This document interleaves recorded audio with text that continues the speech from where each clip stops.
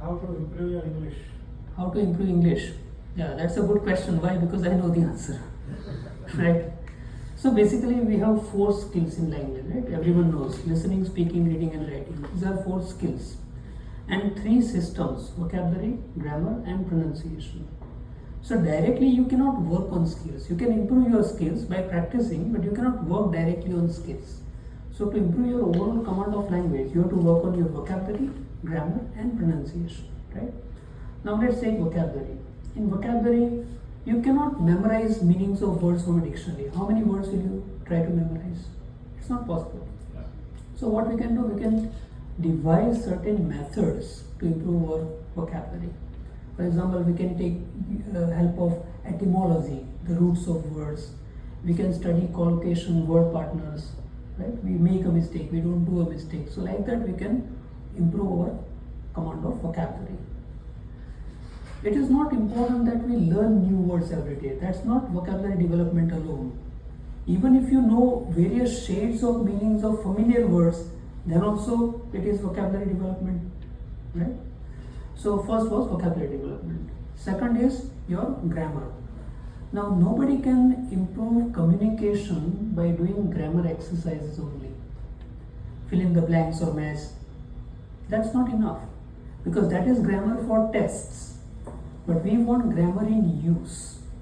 So whenever you practice grammar, always find material where there is some context given, real life situation given, a dialogue is given, right? So then via context, if you acquire grammar, then that is grammar in use. So that you will be able to use in your real life language. So vocabulary, grammar, and third is pronunciation. Now pronunciation is a little tricky because everyone has by default an MTI, mother tongue influence. And because of that, when you communicate with a person from some other community or country, you sometimes find it difficult to speak in a comprehensible way. So for that, what you can do is you can initially try to follow a particular model.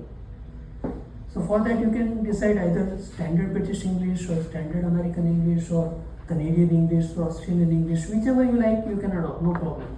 But then stick to it. Listen to the same kind of language for a long period of time. And then your brain will be able to take out whatever is required. And if you listen to a lot of language, then only you will be able to produce that language, right? Now, if you want to study pronunciation systematically, then you have to work on 4 areas. First is your sounds, because every language has its own set of sounds. In standard British English, for example, there are 44 sounds. So we need to be able to produce each sound independently. And that you can do only when you know how this sound is different from my mother tongue sound. So that is sounds. Second is word stress. Every word in English has a fixed place where it is stressed. That is not the case in many languages. Like Indian languages, we don't have word stress feature at all. So in English, for example, information, so may is always stressed, right? Specific, so C is stressed, right? So what part of the word is stressed, that is called word stress feature in English. So sounds, word stress. Third is rhythm. English is rhythmic. Stresses come at regular intervals of time. So I want to buy a pen. We practiced every day. I can't remember how. So this is rhythm. Then the next is intonation. Fourth is intonation. Intonation is the rise and fall in the pitch of your voice, right? So do you know English? Your voice goes up. I want to buy a pen. Your voice falls down. So rise and fall, that gives music to English. So when you work on all these areas, then your command of English will improve. Is that clear? Yes. Yes.